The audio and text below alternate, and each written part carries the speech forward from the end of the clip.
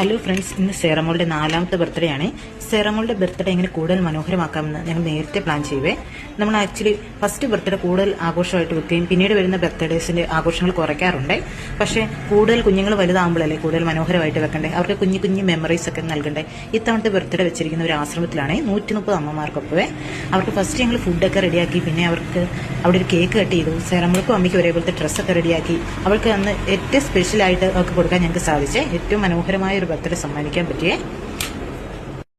ലൈറ്റിന്റെ ഇഷ്യൂസ് ഒക്കെ ഉണ്ടായിരുന്നേ, അതുകൊണ്ട് വീഡിയോസൊന്നും അത്ര ക്ലിയർ അല്ല. പക്ഷെ അവരുടെ മനസ്സിലും നമുക്ക് ഒരു ചെറിയ സന്തോഷമൊക്കെ ആ നിമിഷം നൽകാൻ സാധിച്ചതിൽ ഒരുപാട് ഒരുപാട് സന്തോഷമുണ്ട്.